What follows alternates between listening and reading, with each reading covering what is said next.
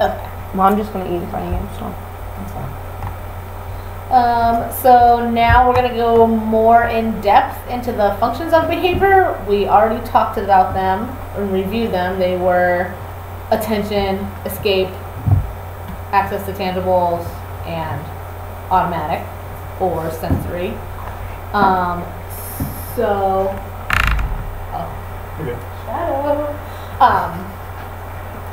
FBA stands for Functional Behavior Assessment. We talked about the functions, but we didn't talk about, like, well, how do you know what the function is? We'll talk a little bit more about that, like things that you can do in your session to figure out the function in the moment. But before you ever get your client, before you're working with them, the behavior consultant will have done interviews with the family, observation of the client, an analysis of that ABC data to figure out what their behaviors are in observable and measurable terms, and what the functions are. So you'll find that information in their behavior plan, which includes the first part of a behavior plan is the FBA, which is a functional behavior assessment. So types of these assessment include indirect assessment, which is like a parent interview. Indirect means that you don't actually see the behavior. You infer about the function of the behavior from what you hear from people talking about it. Like, obviously the parent is a good resource for this because they see the behavior at home and they know the antecedents and consequences. You can do direct assessment, which we do something you would imagine. It's called ABC data. So basically it's like we write down the ABC of instances of the behavior that we see. So when we see the behavior, we write down what was the antecedent, what was the behavior, what was the consequence, and then that's how we see those patterns that we've talked about. And then we use this to develop a behavior support plan, going back to what we said, how when you know the function, you can then plug in that simple formula of, like, let's teach an appropriate way to get this, and then once you have that, let's teach those adaptive skills. And that's basically what the plans are all about, rather than punishment, scolding, explaining. So behavioral assessments, these assessments that the behavior consultant does before you see your kid, in order to write their plan, allow us to gain information about an individual's behaviors. They allow us to identify the function of those behaviors, and then they allow us to develop intervention plans to replace behaviors. And this goes back to our social significance part of the definition of ABA. So considerations when we're writing a plan for our kid are who's benefiting from this behavior change. The behavior change should primarily benefit the client, not necessarily the caretaker and the family without any benefit to the client. Like, yes, the family is a unit as a whole, and like what's reinforcing for the parents is usually probably better for the kid, but there are situations when it's like, no, that doesn't help this person.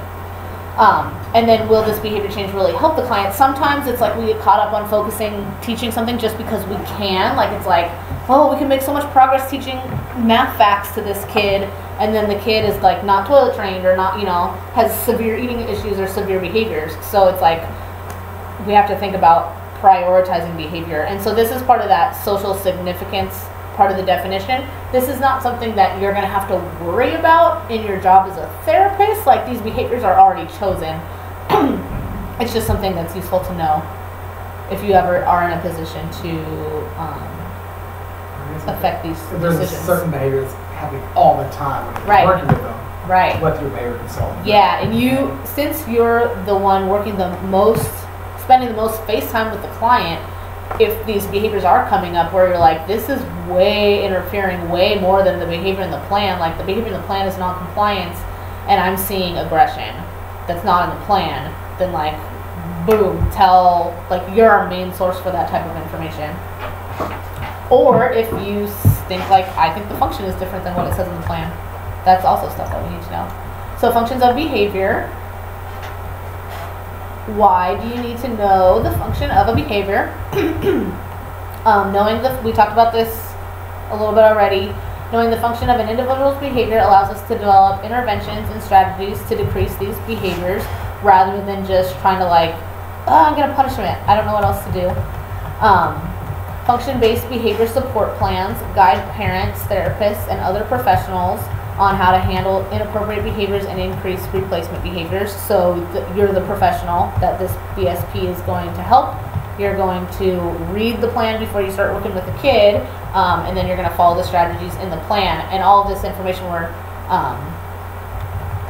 giving you now, like the plan will provide step-by-step things for what to do, but this tells you the rationale behind it so you can use it in a more skillful and effective way. When people just are told to follow steps to do things, it doesn't usually, and not understand why they're doing that, usually the outcome is not very good. People don't work well that way when they're doing things they don't understand. So it's not like you're going to have to identify a function and create an intervention. This will help you to implement these interventions that are based on functions. So early ABA, a long time ago, not that long ago, it's young science, so this is like maybe 70s, 80s, focused on contrived reinforcers, meaning not natural reinforcers like the functions that support behavior, like tokens, stickers, candies, and punishers. You what? Yeah, Tabasco on your tongue. And so this was kind of before we had a solid understanding of the function of behavior and understanding that there's an underlying reason why this person is repeatedly doing this behavior. It's serving a function for them. So for an example,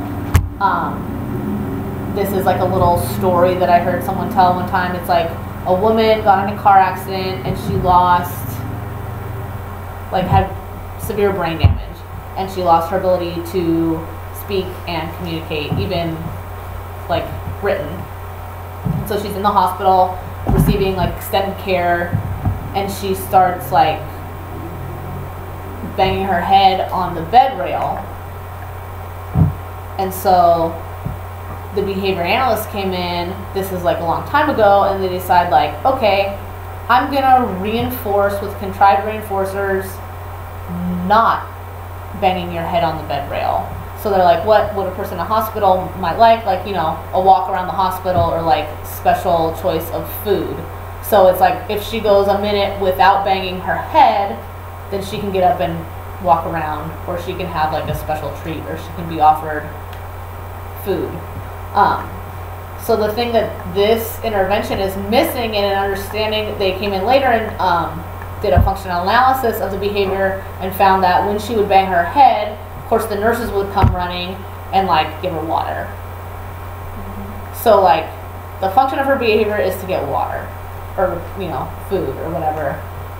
And when you don't understand that, you do things like, just don't do it and I'll reward you, which a lot of times is, you know, that's the other side to punishment is, you know, if I'm not gonna, okay, I know better than to punish you because it's not effective, but like maybe I'll reward you for not doing it, which sometimes can be effective, but it ignores the function, and it won't necessarily cause permanent change. A better intervention, obviously, that they would come up with next would be to like create some sort of communicate, like press a button that says like I want water. So the functions of the behavior again are escape, attention, automatic reinforcement. You'll also hear this called non-social. Like sometimes in the BSP it'll say function non-social. That means automatic. It means, like we've talked about, like nobody has to tell you good job. Nobody has to even be there in the room for you to keep doing this. Tangible is the last one, which is like things, toys, or activities. And then we're going to talk about positive and negative reinforcement briefly. But also in QBF they have physical.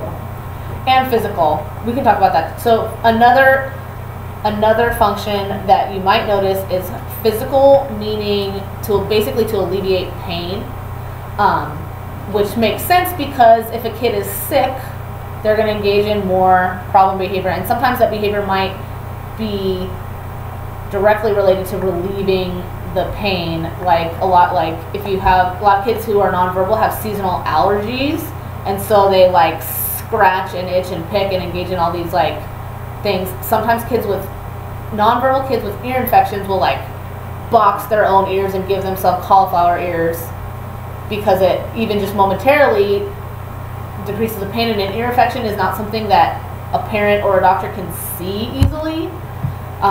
So that is another possibility, and we'll talk about that more later. It's basically a form of automatic reinforcement because it, you know, when you go like this and the pain goes away for half a second, nobody's doing it, nobody's coming and giving you medicine, nobody's saying like, way to go with that ear hitting.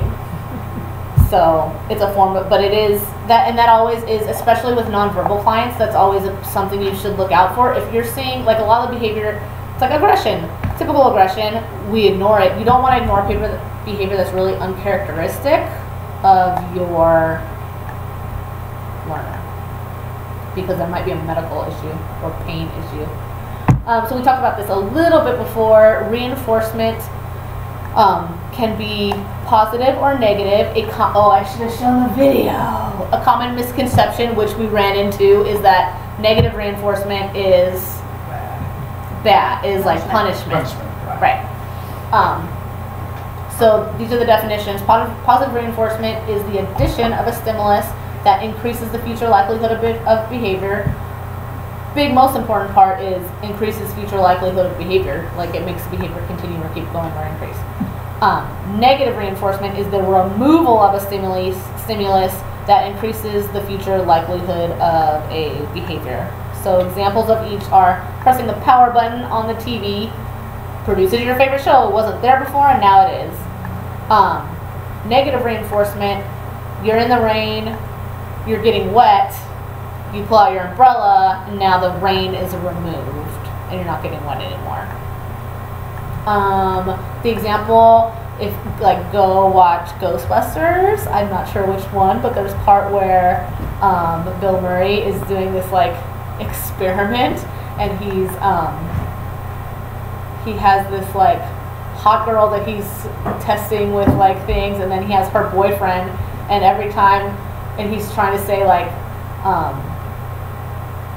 that they have telepathy, and she'll be like, and they'll be like, can you tell me what letter this is? And he can see the letter and she can't, and she'll be like, ooh, B, and he'll be like, oh, excellent job, it's totally a B. And then he goes to the boyfriend and he's like, F, and he's like, no. Q? To try to get rid of him. And he's like, I'm studying the effects of negative reinforcement on like whatever nonsense thing he's talking about. So, but that's, nope, you're talking about punishment. And there's lots of different ways you can get these things. Negative reinforcement is basically anytime you take something away. Negative reinforcement is a perfectly good form of reinforcement a lot of the times. Like if your boss says, you did amazing on that project, take the rest of the day off on Friday, that's negative reinforcement. If the teacher says like, everyone stop working, you know what, I was going to give you a test today, but you did so well yesterday that I'm not. That's negative reinforcement. Sometimes you run into a little bit of a tricky gray area when it's like something is being removed, but there's really two changes. So like if I'm cold and I turn on the heat, am I adding heat or am I decreasing my cold? If you find yourself getting into that battle, like it does not matter. Like the point is that you know what the reinforcer is, and you can like, if you have identified that much, then you're good. You don't need to worry about like, it's negative, no it's positive, no it's negative. That doesn't even matter.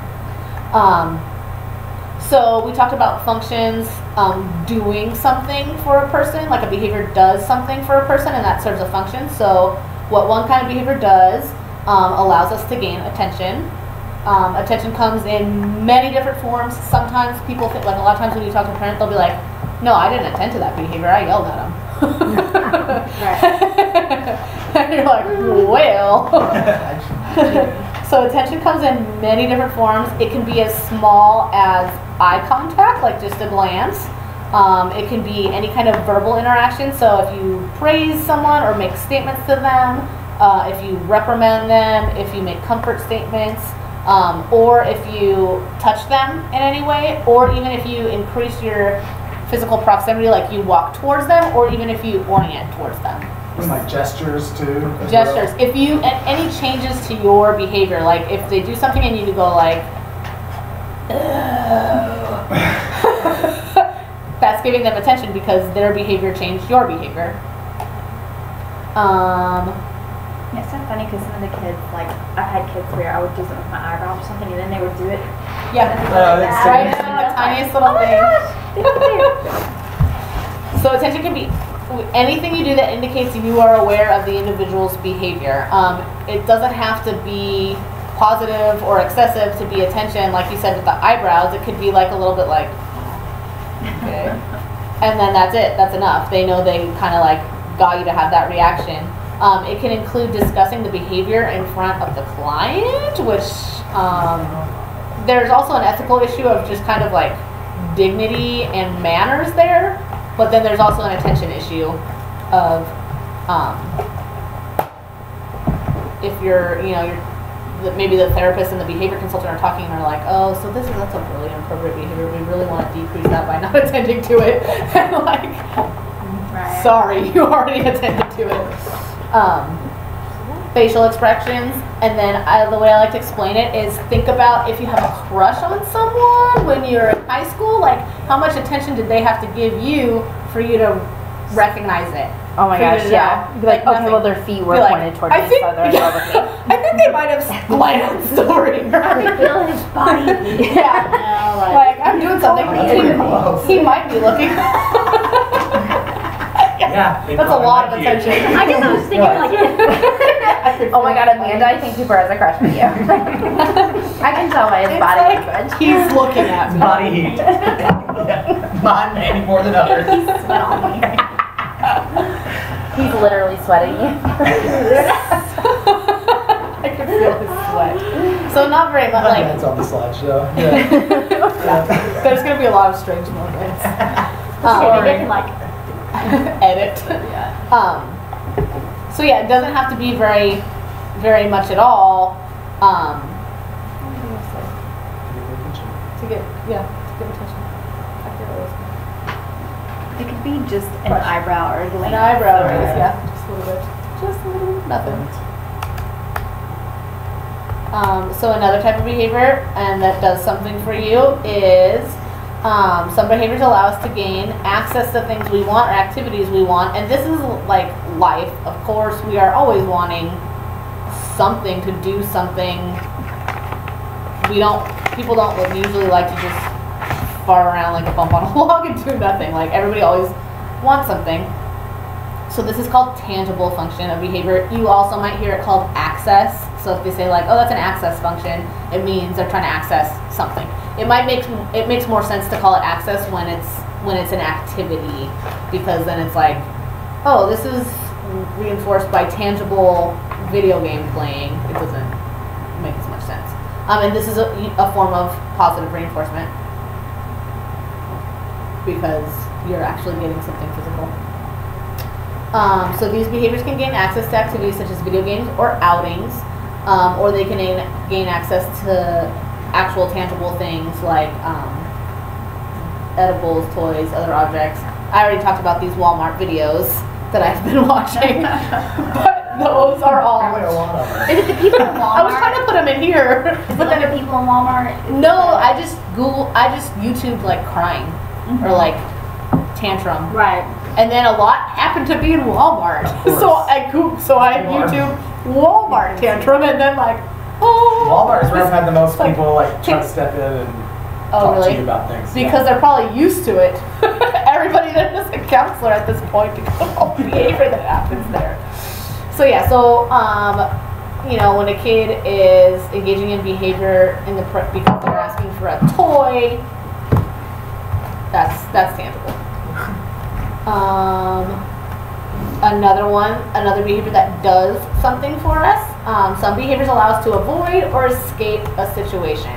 These are escape made behaviors, and this is negative reinforcement that we talked about. So it's like, I forgot to mention, it's good that this thing turns off. So like, snooze, or alarm goes off, hit the snooze button, no more alarm.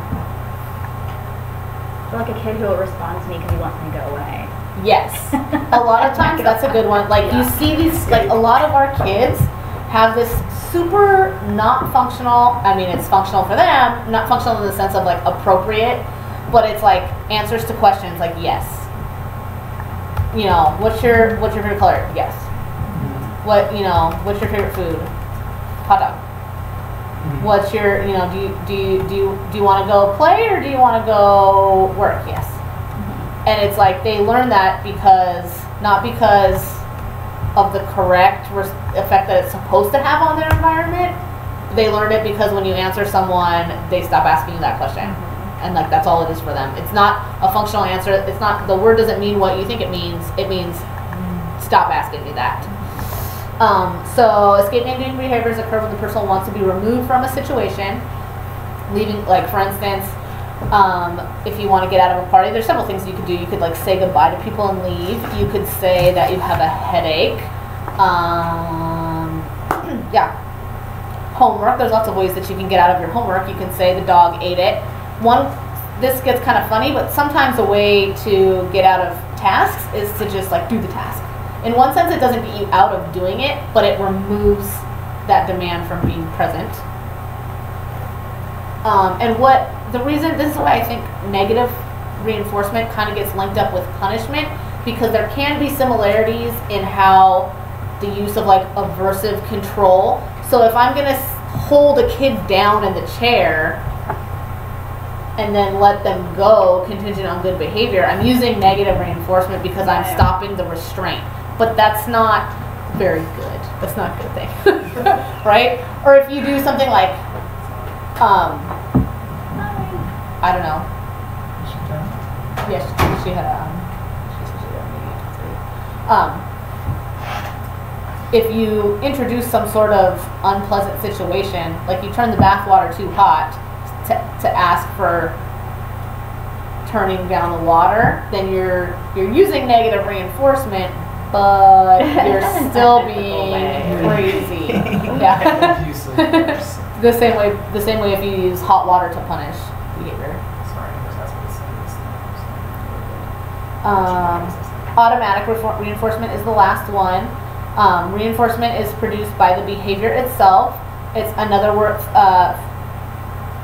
thing to call it is self-stimulatory behavior, and it is not socially mediated, meaning reinforcement does not come from the behavior of another person. You could be alone, you could be in front of someone, but they could not even know you're engaging in the behavior. Like everybody, all these little like, I go 1, 2, 3, 4, 5, 1, 2, 3, 4, 5, 1, 2, 3, 4, 5 all day.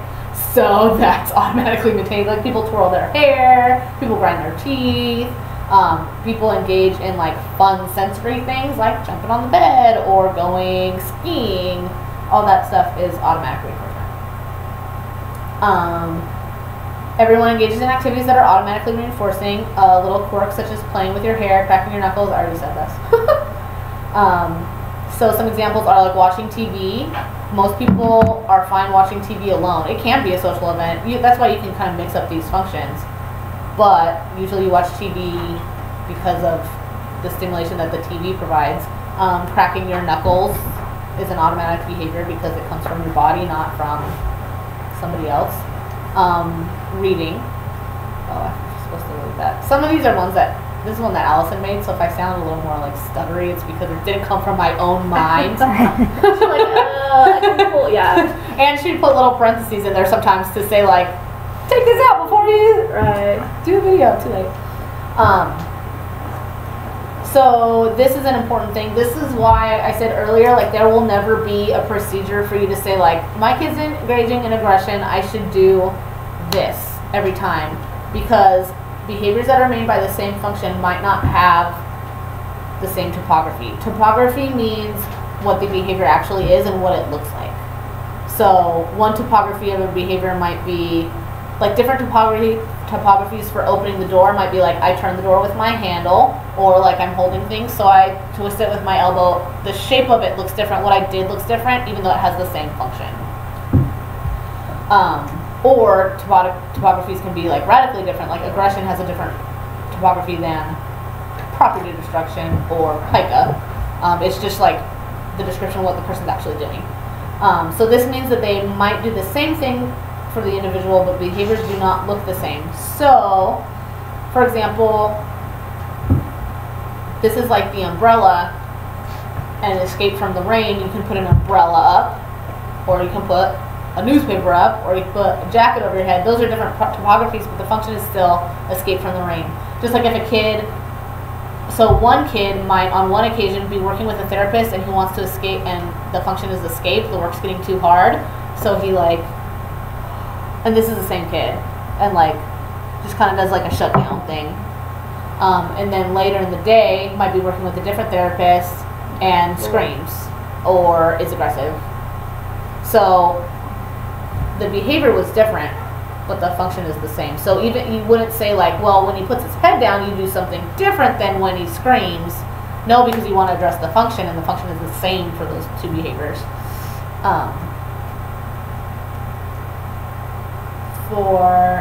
On the like the other side of the coin is that behaviors that have similar topographies may not have the same. Oh, that's what I was going to say with this kid.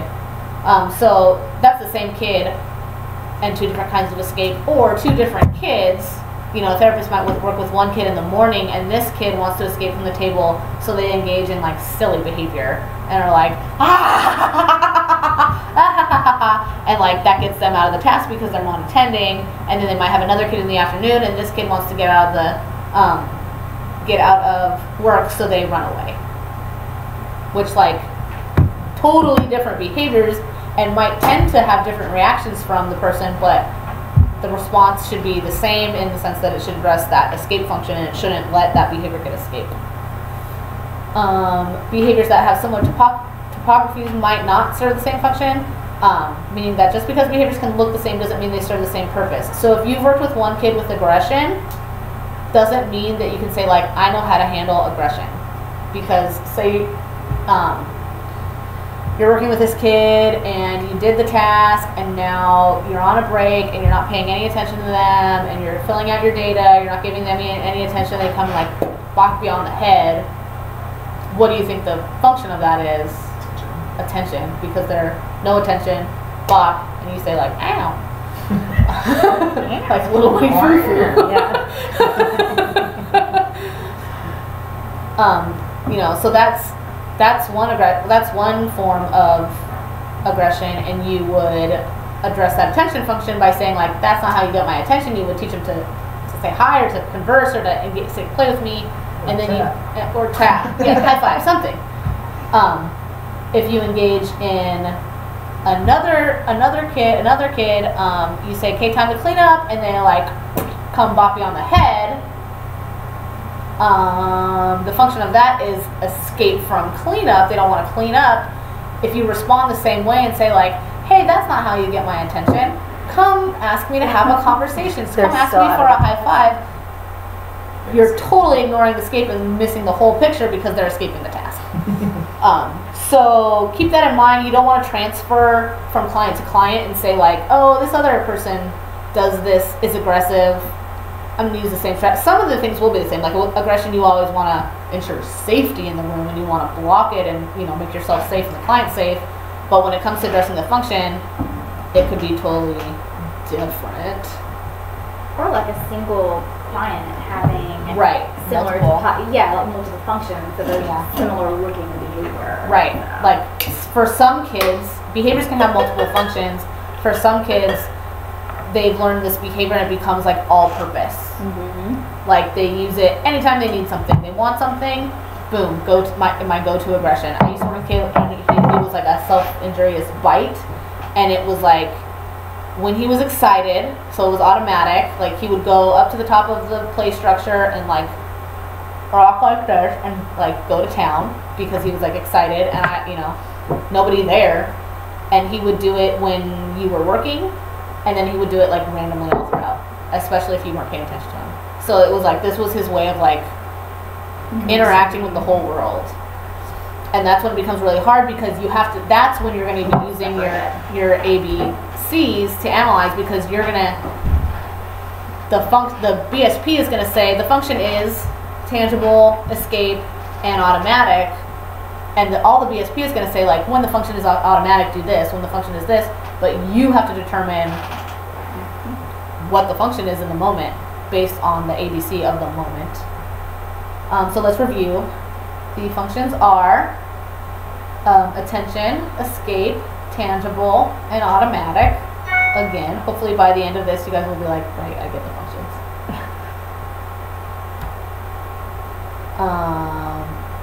We use FBAs, the behavior consultant will use an FBA to determine the possible function of an individual's behavior.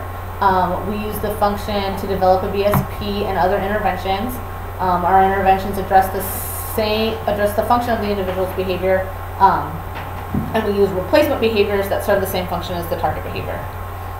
That's what we mean when we say, like, let's find another way for you to get this that's appropriate and not gonna hurt everybody.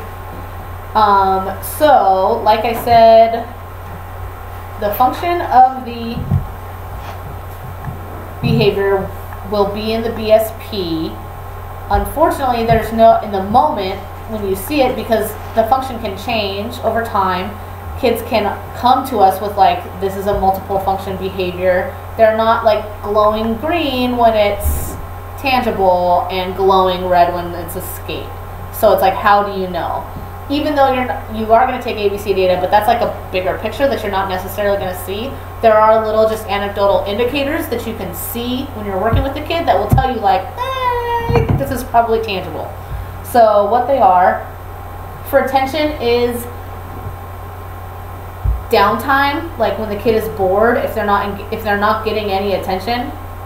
Attention deprivation is the antecedent condition, and then they're doing it, then that could indicate that it's for attention's hard. I'm gonna do the other ones first because attention gets kind of hard. So tangible is a fairly easy one. Tangible is nice and easy because usually what triggers it is denied access to that tangible. So the kids see something they want and maybe they ask for it, or maybe they don't have the words to ask for it, but they see it and then they start engaging in behavior and they start trying to access the behavior. Obviously that's tangible. That's like an easy one. Sometimes also it'll be like, you know, I'm playing with my iPad and it's like, okay, time to work, take away the iPad, and then they have a meltdown or tantrum or whatever their behavior is. So that's an indicator that it's tangible. Escape is fairly easy because usually it involves a demand or some sort of situation or activity that the person doesn't like. So if there was a demand, if the kid's doing fine, no behavior, and you say like, hey, we're gonna tie our shoes, it's probably escape from that demand. Or if you say like, hey, it's time to go to social group, and they don't like other kids, and they engage in behavior, they probably don't want to go to social group, they're probably trying to escape from it. Automatic and attention are where it gets hard because automatic, since it's not socially mediated and it doesn't matter what other people are doing and they're not reinforcing the behavior, automatic behavior can happen at any time. And you know, if you see, if they leave the table, go off and go sit and do whatever the behavior is without any attention from you or anything, that's a good indication that it's automatic. Automatic and attention can be hard to tell apart because attention, you know, we're kind of always in attention. You can always use more attention. So it's like that kind of can happen at any time. Things that little indicators for attention can be like looking at you, like smiling when you react to the behavior, you know, anything that you kind of get the feeling where it's like, oh, they like this. Mm-hmm. Or if maybe the behavior's elopement and they're running from you and they're looking back and like it clearly has become a chase thing. Yeah. Attention. Or chase, you would just call it chase. Mm-hmm. She ordered food and she was like, should I go get it? And I was like, are they waiting on you? Yes, go get your food. So yeah, so you can kind of, these are the things that you always want to be on the lookout for because this will be helpful to you in the moment responding to the behavior, and it'll be extremely helpful to the team as a whole because if you communicate this to the behavior consultant, that might change the way we all approach it. Because if you say like, hey, I know we're supposed to physically guide, we're supposed to use physical guidance when this happens, but I've noticed that like, they seem like they like the physical guidance. They seem like they're like, do it again. Mm-hmm. So that might be a reason to, that's what I mean when we said, like, we'll never get rid of that analysis and we'll never get rid of that individualized piece because different reinforcers are different for different people. So you can't say, like, you know, ignore this behavior because it might be escape and then you're just letting them get escape. So let's practice some of these behaviors and try to figure out what the function is. Hand flapping. Automatic. Wrong. It depends on the circumstances. Yeah. True. That was a trick. Oh, it worked! I'm so happy. Automatically or escape. Because what happens when a kid hand flaps? Sometimes they might get attention. Yeah, a lot of times they get attention. Or like if it's a writing task, you don't have to write. Right. Escape. Right. So a lot of those, like, it does make sense to go like automatic because it's like, it could be like who does that? Why else would you do that unless you like it? But for these kids, those automatic behaviors that start as automatic really quick tend to, in my experience, like acquire other functions. So you don't. Excited too. Yeah, and that would almost be like just like an emotional kind of behavior. Scripting, which is like, you know, repeating, I want to repetitively. say automatic. But it's the same. Thing. It depends. You never know. Any of these it could be, because pocket could be because maybe they have a medical issue or they're getting attention for eating blur. Right. And scripting, I don't know, I know I've had kids that,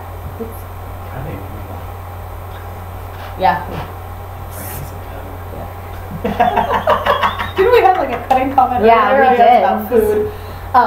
So scripting, in my experience, like sometimes you can notice changes in the quality of the behavior that tell you different functions. Because I've had kids who script, and when they're by themselves playing, it's like a kind of like a low grade, constant, quiet scripting. Like I'm just like the way we like sing a song in our head because we like it, or sing in the car, and then when it's escape or attention, it's like, how does it work? How does it work? How does it work? How does it work? It's strained. Like angry singing, or like really loud singing, or singing and looking. So sometimes you can do those things, and like hand flapping, you can use those anecdotal things like, well, he's hand flapping only when there's a task. Right.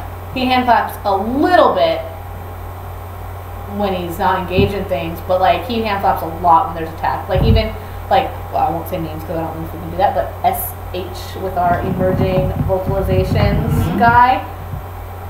I haven't seen this, but I know that before, like, he does the physical tics and like You tell me. Oh, gotcha.